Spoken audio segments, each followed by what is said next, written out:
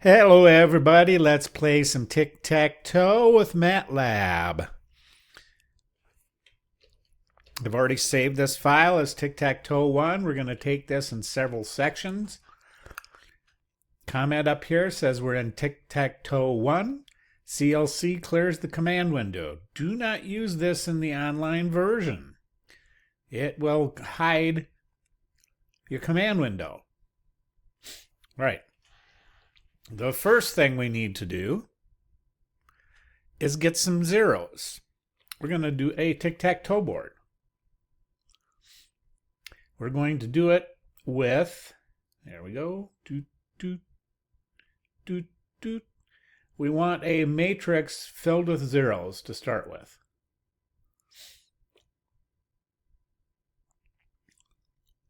To do that, we're going to use the zeros function in Matlab. That will create a matrix with 9 zeros, 3 by 3 matrix. We're going to call that our board.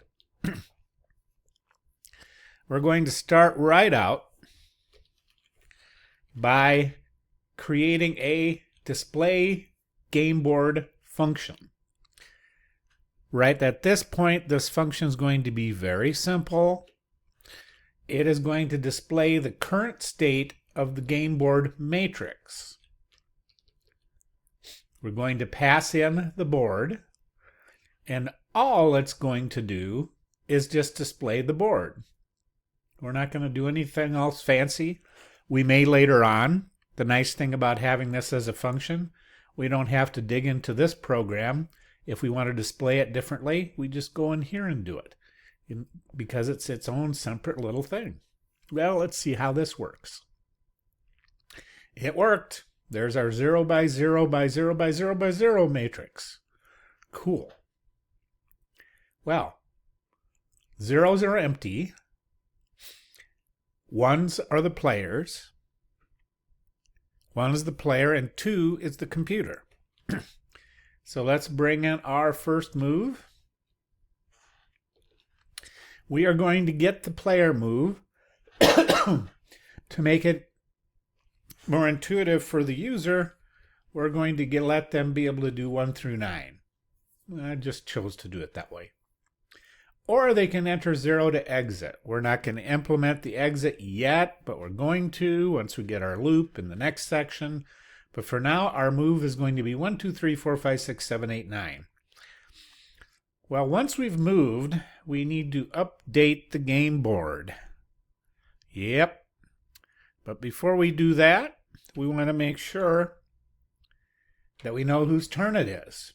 Well, there it is. You're going to use a turn variable and set it to 1. That will be the player's turn. Now we're going to call the update board function. This is going to take the current player's move, 1 through 9, the turn, which is either going to be 1 or 2, and the current state of the board. Once we're done with that function, we're going to return the board state to here and then display it.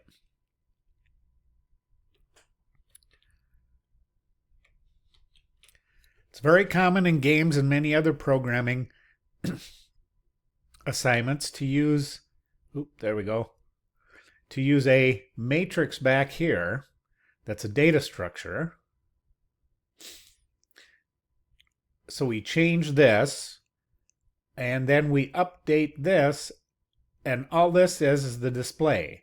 This is showing the user what happened back here. Well, let's update our board.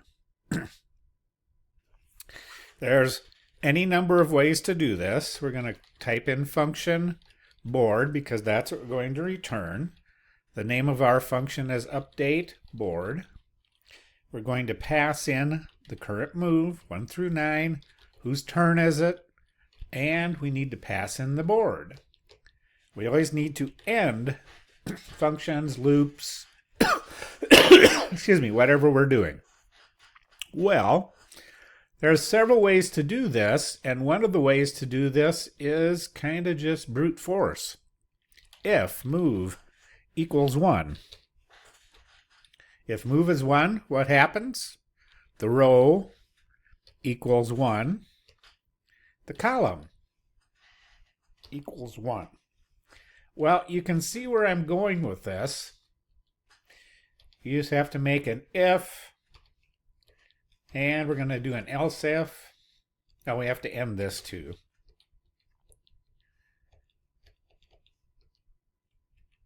There we go. So it'd be else if move is 2. Well, you guessed it, and I don't like typing, so I'll paste that in here. Now the row is equal to 1 because we're still in the first row, but now it's equal to 2, and we keep going until we're done. You can figure that out. Then at the very end, we know whose turn it is. We know the row and column. We update the board matrix.